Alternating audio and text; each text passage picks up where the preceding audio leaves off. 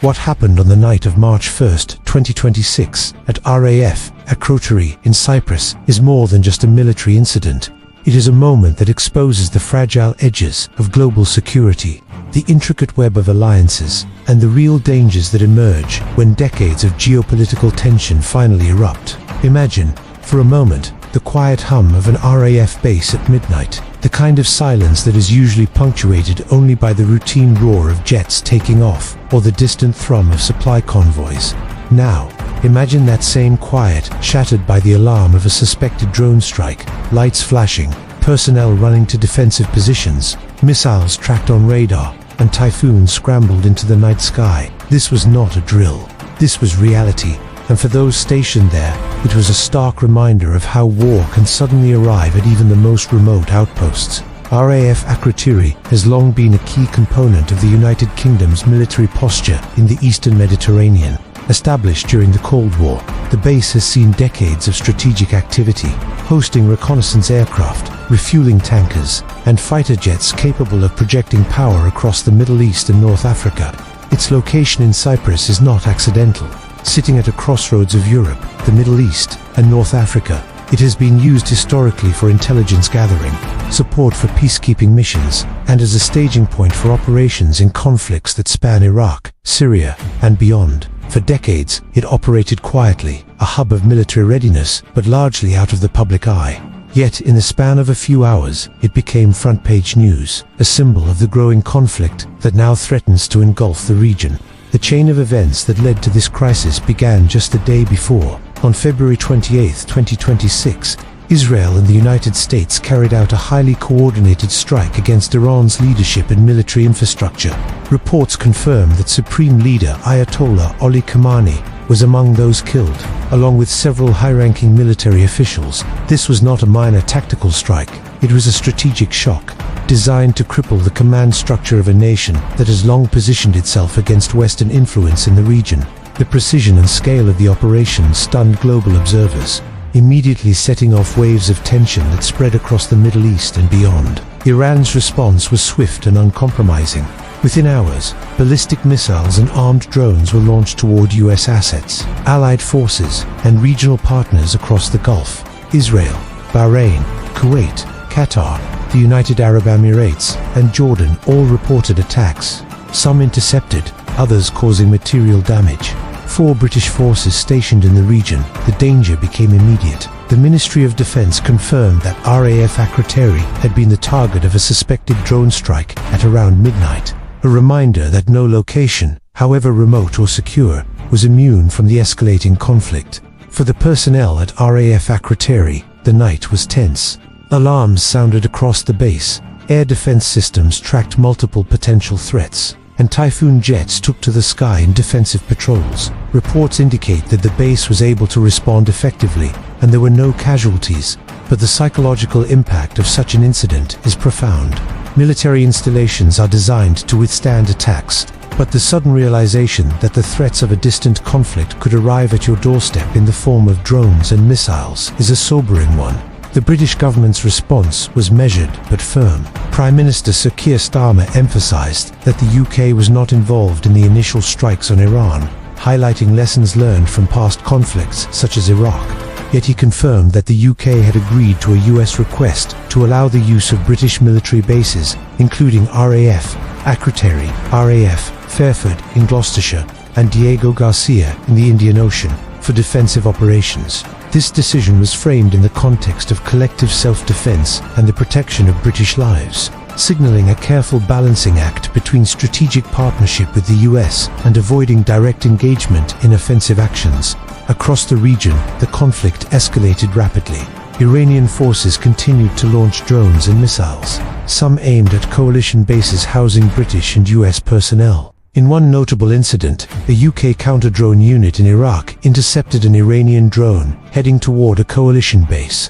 Similarly, an RAF Typhoon operating from Qatar shot down an Iranian drone, marking the first time a UK fighter had engaged in such a defensive action since the start of the conflict. These events underscore the evolving nature of modern warfare, where drones and unmanned aerial vehicles have become central to both offensive and defensive operations.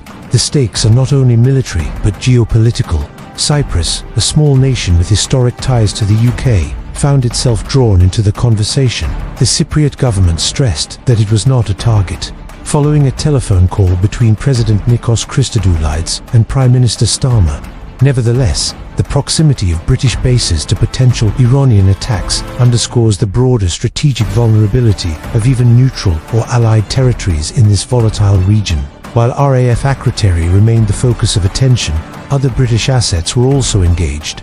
RAF Fairford, known for its role in strategic airlift and bomber operations, and Diego Garcia, a crucial base in the Indian Ocean, are both poised to support US defensive operations against Iranian missile sites. These bases are not merely logistical hubs. They are critical components of a military strategy that seeks to protect Western interests while managing the delicate balance of regional power. As the crisis unfolds, questions abound. How far is the UK willing to go in supporting US operations? What are the implications for British forces and civilians stationed in the Middle East? And how will this conflict reshape the broader geopolitical landscape, particularly in the Gulf and Eastern Mediterranean regions? Analysts warn that even defensive actions carry the risk of escalation, with the potential to draw in other powers and transform a regional conflict into a wider war. The human dimension of this crisis cannot be overstated. British military personnel, often stationed thousands of miles from home, now operate under the constant threat of missile and drone strikes. Their families, back in the UK, watch the news with mounting concern, aware that distant geopolitical decisions have immediate consequences. The stress, uncertainty, and heightened vigilance required in such circumstances are immense, reflecting the personal costs of global conflict. At the same time, the technological dimension of modern warfare is on full display. The drones used by Iranian forces vary from relatively simple reconnaissance models to highly sophisticated armed vehicles, capable of evading air defenses. Intercepting these threats requires advanced radar systems, rapid response fighter jets, and integrated defense networks that can operate seamlessly under pressure. RAF personnel have demonstrated remarkable skill in neutralizing these threats, but each engagement carries risk, and the margin for error is slim. Globally, reactions have been varied. Some nations call for immediate diplomatic intervention, emphasizing the need to de-escalate tensions and prevent further civilian casualties. Others, particularly allies of the US and UK, stress the legitimacy of defensive measures and the importance of protecting personnel and assets. International organizations, including the United Nations, have convened emergency sessions to discuss the crisis, reflecting widespread concern about the potential for a broader regional or even global conflict. This conflict also highlights the enduring complexity of Middle Eastern geopolitics. Historical rivalries, sectarian divides, and competing national interests intersect with global power dynamics, creating a situation where local incidents can have far-reaching consequences.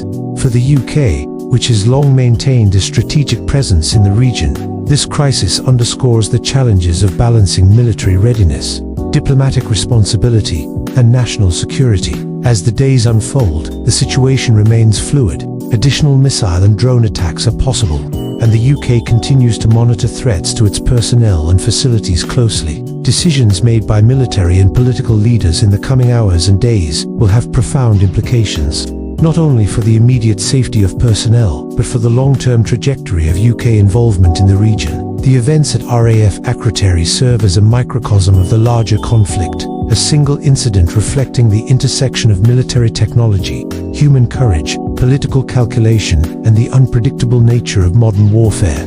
It is a stark reminder that even in the 21st century, distant conflicts can arrive on one's doorstep without warning, and that the line between peace and war is often thinner than we imagine. For viewers trying to make sense of this crisis, it is important to understand that the situation is not static. Each action provokes reactions, and the decisions of leaders like Sir Keir Starmer, John Healey, and their counterparts in Washington and Tehran will shape not only the immediate tactical environment, but also the strategic balance in the Middle East for years to come. While defensive measures such as drone interception and base fortification are vital, they are only part of the equation. Diplomatic engagement, intelligence gathering, and coalition coordination are equally crucial to prevent further escalation. The lessons of past conflicts, from Iraq to Afghanistan, remind us that military readiness must be matched by strategic foresight and careful planning. In conclusion, the suspected drone strike at RAF Akrotiri is more than a momentary news story. It is a lens through which we can view the complexities of modern warfare, the vulnerabilities of strategic military assets, and the human and political consequences of regional conflict. It forces us to ask difficult questions. How far should nations go to defend their allies? How do we balance the demands of global security with the risks of escalation? And perhaps most importantly, what lessons can we learn to prevent such crises from spiraling out of control in the future? As the world watches, the RAF continues to stand ready, personnel on alert, jets in the air, and defenses prepared to respond to threats as they arise. RAF Akrotiri, RAF Fairford, Diego Garcia, and countless other installations are now more than strategic assets. They are symbols of the precarious balance between conflict and security in a world that remains, in so many ways, dangerously interconnected.